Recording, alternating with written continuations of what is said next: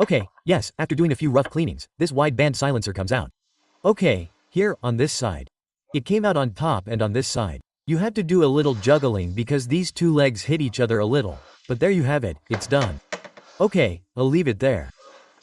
And now I'm going to get the flashlight. Here, the belt is also serviceable because in the end I decided that I'm going to put a new one on since it's ready. It looks very good, but since I don't know how old it is or anything, probably not much because it looks very good, but I'm going to put a new one on that I bought. A Gates brand one that's better than the original, so the service belt stays. And this is the water pump pulley. We said that we're also going to change the water pump, we're also going to change the thermostat, and now we'll have to see the marks on the crankshaft pulley. Well, there you have it, you see, there we have all the marks on the crankshaft. We have to put it in OT, it has to be right up there, right up here. To do that, we have to move the crankshaft clockwise and then check that they align properly here, and with that we will have the top dead center points for cylinder 1 and CU, and we can do the cylinder leak test. That's the move, okay? And there is more than enough space, that is, without any problem. Well, before going to sleep I wanted to see what the size of the cup was to move this. It is a 27 cup. Okay, and I have seen that with this one it moves without problems, that is, it offers resistance, but without problems. So, look, it is about moving it clockwise, a little bit until the OT is. The OT here is aligned with that little point. Okay? Do you see? We keep moving it a little bit and there if we have not gone too far there theoretically it is. As I see in the, it is already there. Wait, well, this angle here could be wrong, but if I stand straight, it's there. Okay, so now it has to line up here with the corresponding line. The line isn't here and the line isn't here. Therefore, what happens is that we have, I think, right now top dead center in the compression phase of cylinders 2 and 3. Let's see, because let's see if this is like motorcycles, indeed, if this is like motorcycles. The cams of cylinder 1 are pointing down and those of cylinder 2 at least. Let's see, it's not like motorcycles either, although also just out of curiosity I'm going to turn it a little more like this.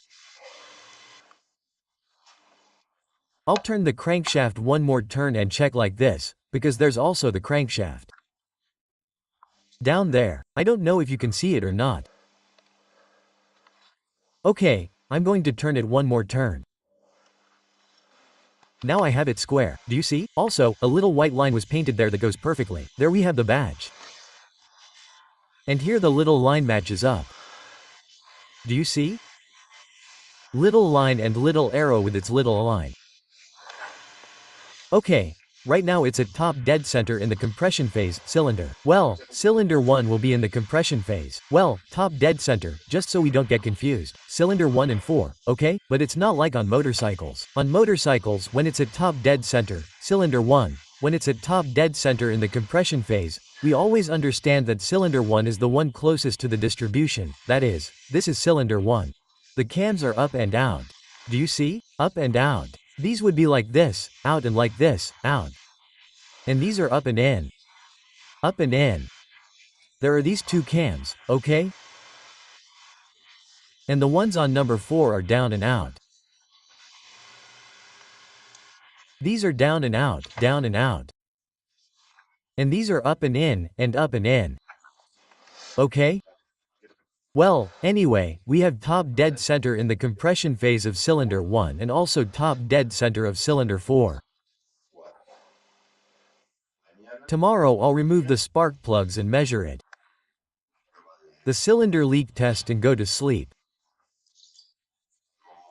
Let's remember, for those who don't understand, the distribution of this engine is not with timing, but with a timing chain. It's a double-double camshaft. Here we have the intake camshaft that is here in the area of the intake manifold, and here we have the exhaust camshaft. There we have the exhaust area where we have the exhaust, catalytic converter and so on. Okay, when 2 cylinders are up, 1 and 4, the other 2 are down.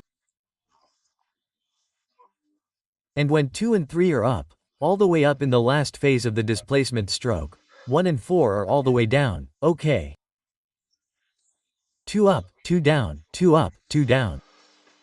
And so we can measure the cylinder leak test properly tomorrow.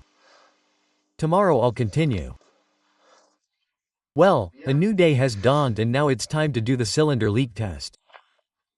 To do this, yesterday we already placed the engine with its number 1 cylinder at top dead center in the compression phase. I'm going to remove the 4 spark plugs and we'll go straight to doing the cylinder leak test to see to what extent the cylinder head gasket may be damaged, right? We're going to do it in this new project of mine of the Mercedes Corte Class C180 compressor from 2002. Well, here I have my briefcase with the device to measure cylinder leaks.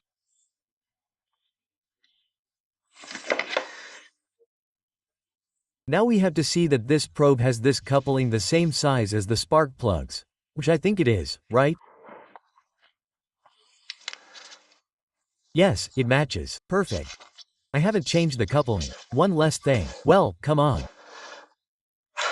Well, first of all I'm going to really check with a stick that 1 and 4 are in the upper phase, that is, in the upper part and 2 and 3 in the lower part.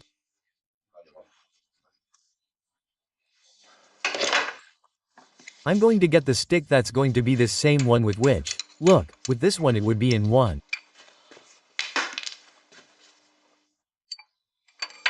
Do you see that it's at this height? And this one has to be all the way down, right? This would be all the way down. This one all the way down too. Perfect. And this one all the way up. And this one all the way up. Perfect. Okay, great. Do you see? We've already taken out the spark plugs. I've left them there. And now without the spark plugs, we're going to insert the probe into cylinder number 1. We screw it in. Okay, finish screwing it in and now we're going to put the little device in. For that, we need an air compressor. Okay, well, we have the probe there. Now we're going to calibrate it to 0. With that, we release this and this has to stay at 0. Let's see, there we calibrate it to 0. And once we have it calibrated to 0, let's see, you see, I'm turning this thread in one direction or the other. So that the needle goes in one direction or the other until it stays at 0. Okay, it's already calibrated to 0, which would be in about what? In some, I'm telling you, in a bar with 200, okay? About 20 p6. Okay, now I couple it and the needle has to go up without going over the green line. If it doesn't go over the green line, there's no leak in that cylinder. Then, anyway, I'll give it more and see if there were bubbles there in the expansion tank. Come on, let's put the coupler in.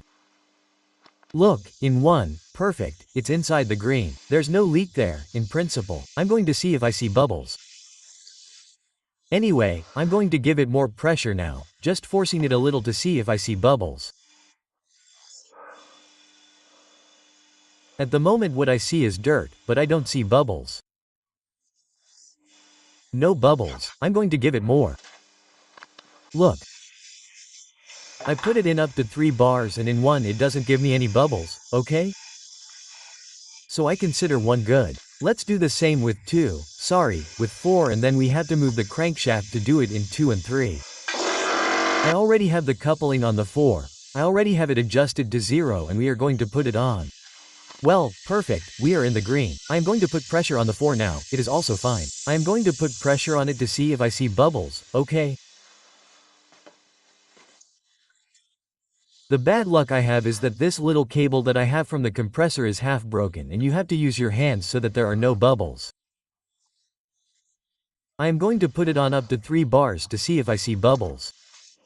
Well, with 3 bars there are no bubbles either, okay? No bubbles. 1 and 4 too. Okay, this one even with 3 bars, huh? It gives no bubbles, nothing. Zero bubbles. So 1 and 4 are fine. Now it is time to disconnect this and move the crankcase 180 to leave the piston of cylinders 2 and 3 at the upper dead center and measure the leakage of cylinders 2 and 3. Okay, let's do it. Okay, so now what I'm going to do is turn it 180 degrees clockwise with the 27mm socket. See? I have the OT here, it's squared there, and I have another OT down there. So we're going to put this OT sign right up there, and there I have to have the 2 and 3 in top dead center. Okay, let's move it and see. There I have the hotel. I don't know if the camera picks it up or not. I just can't see anything here. What it picks up and what it doesn't pick up. There it is, see? I have it there, about to be squared over here.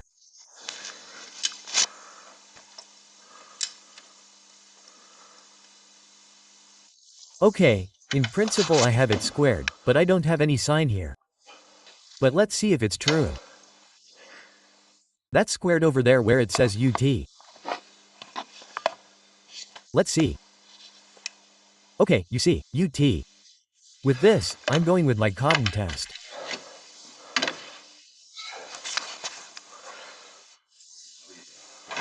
Let's see if with the bar this is all the way down, which it does look like it is. And this is all the way up. Correct, it's already with the signal I made. There it is at the very top, perfect, well, I won't even touch it, there it is. After 2 cylinders of success or the attempt.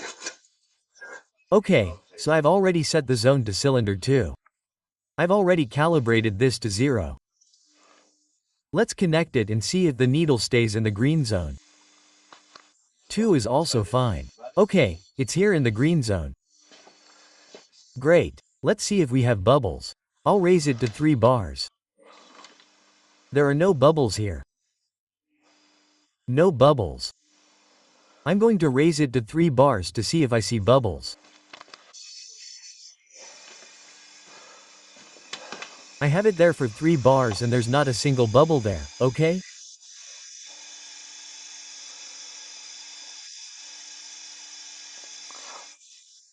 In other words, if there were a cylinder head gasket, in any case it would only be at the level between the oil ducts and the water ducts, but not with the compression chamber and the cylinders. Then we'll clear up any doubts if now when we change the... Let's change the oil, change everything and such. Let's change the oil cooler, which is where we understand that it mixes and then we'll check the... Wait, I'm going to do this. Okay. When we change the oil cooler, I mean, it's where the oil is initially mixing.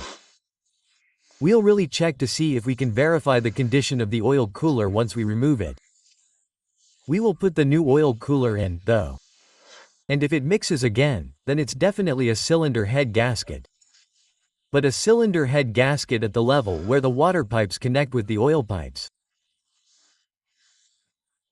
I insist, never outwards and never between any of these with the combustion chamber, with the cylinders, because there is no presence of water or oil in the cylinders.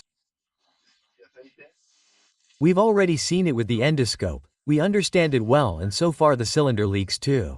Well, I'm singing victory, I have cylinder number 3 left, let's go. Let's see cylinder number 3 and if it gives me another one, well, that would be great. Come on, let's cross our fingers that we only have one left for everything to be good. Okay. Let's screw this in for cylinder number 3, the last one we have left. Hopefully everything goes well. Okay? If the little needle, when we put it together, is in the yellow area, there's a small crack.